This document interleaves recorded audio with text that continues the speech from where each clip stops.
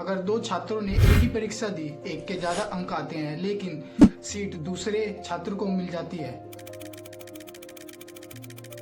पिछले कई दिनों से रिजर्वेशन को लेकर एक बहुत बड़ी बहस छिड़ी हुई है। सोशल मीडिया प्लेटफॉर्म इंस्टाग्राम पर इन दिनों रिजर्वेशन को हटाने के लिए एक डेडिकेटेड पेज बनाया गया, जिसका नाम है उद्देश्य रिजर्वेशन को हटाना, जिसने अब तक 5 मिलियन से ज़्यादा फॉलोअर्स प्राप्त कर लिए हैं। रिजर्वेशन को खत्म करना ही एक सामाजिक समानता का एकमात्र उपाय नहीं है। हम सिस्टम को ठीक कर इसके लूप होल को पता लगाकर इसमें आवश्यक सुधार कर सकते हैं। उदाहरण के तौर पर कुछ लोग फेक सर्टिफिकेट और नकली डॉक्यूमेंट बनवाकर इसका फायदा उठाते हैं। यह संपूर्णतः गलत है।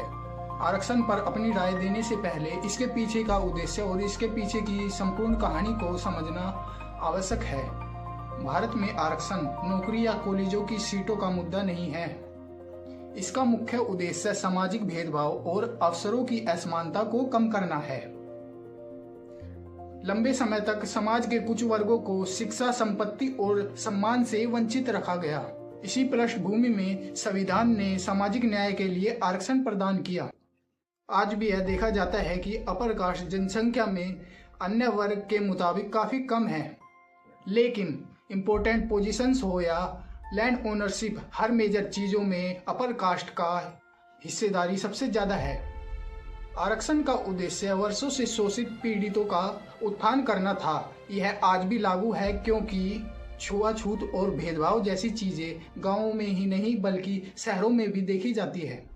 आरक्षण हटाओ मुद्दे को लेकर दोनों पक्षों में इस पर बहस और भी बढ़ती जा रही है।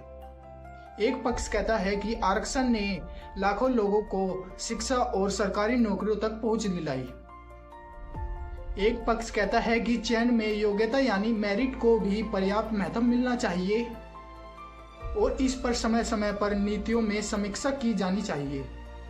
आज भी भारत में अनुसूचित जाति SC, अनुसूचित जाति ST व अन्य पिछड़ा वर्ग और आर्थिक रूप से कमजोर वर्ग EWS, इन सभी श्रेणियों के लिए विभिन्न प्रावधान हैं।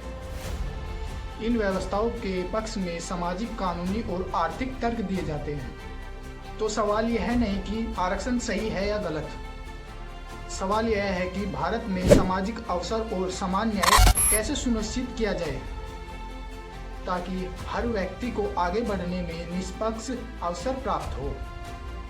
आपकी राय क्या है? क्या वर्तमान आरक्षण में बदलाव होना चाहिए? क्या यह आज भी उतना ही जरूरी है? अपनी राय को कमेंट में जरूर लिखें।